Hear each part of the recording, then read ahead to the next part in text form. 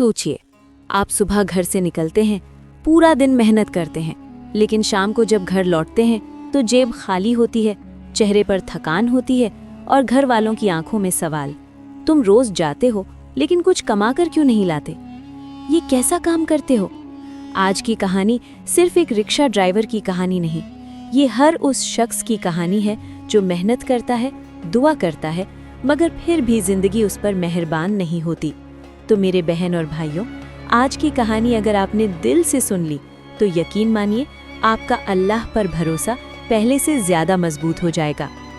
ये कहानी है एक जवान लड़के की जो शहर की तंग गलियों में रेंट पर लिया हुआ रिक्शा चलाता था।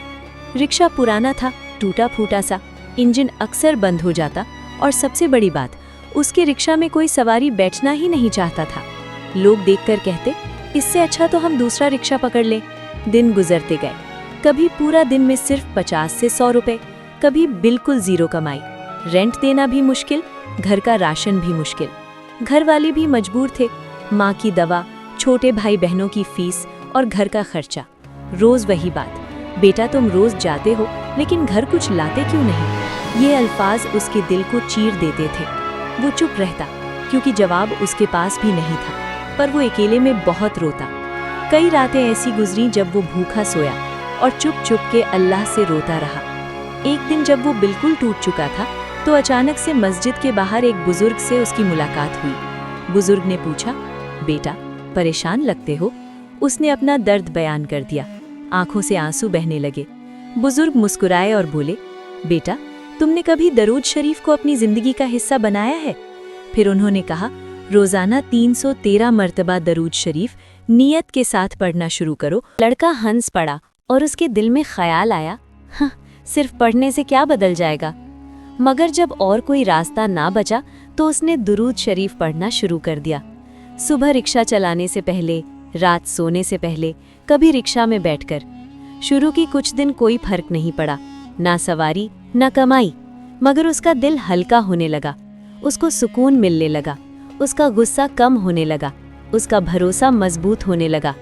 फिर एक दिन एक अजीब सी बात हुई। उसके रिक्शा के पास अचानक 3 सवारियां आ खड़ी हुईं। उस दिन पहली बार उसने अच्छी कमाई की। फिर धीरे धीरे रोज सवारी मिलने लगी। रिक्शा खराब होना बंद हो गया। लोग खुद उसको बुलाकर बिठाने लगे। उसका चेहरा रोशन रहने लगा और घर वाले हैरान रह गए। कुछ महीनों बाद उसने रेंट वाला रिक्शा छोड़ दिया और अपना खुद का जाती रिक्शा खरीद लिया। फिर दूसरा रिक्शा, फिर तीसरा रिक्शा। आज वो सिर्फ अमीर नहीं बल्कि दिल का भी बहुत अमीर है। वो बेरोजगार लड़कों को काम देता है, मदद करता है और एक ही बात कहता है, मैं कुछ नहीं हूँ, सब दुरूद शरीफ का कमाल है। प्यारे भाइयों और बहनों, ये कहानी ये सिखाती है कि रिस्क सिर्फ मेहनत से नहीं, रिस्क सिर्फ डिग्री से नहीं, रिस्क सिर्फ कोशिश से नहीं, रिस्क अल्लाह देता है और दुरूद शरीफ उसकी रहमत का दरवाज़ा है।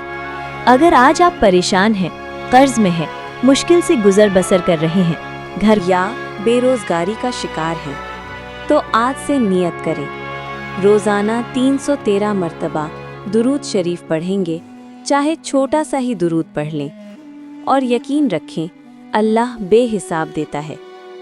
अगर आपको ये कहानी पसंद आई हो तो वीडियो को लाइक, शेयर और सब्सक्राइब ज़रूर करें। हिदाया चैनल को सब्सक्राइब करें। हो सकता है आपका शेयर किसी की ज़िंदगी बदल दे। अल्लाह हम सब के हालात बेहतर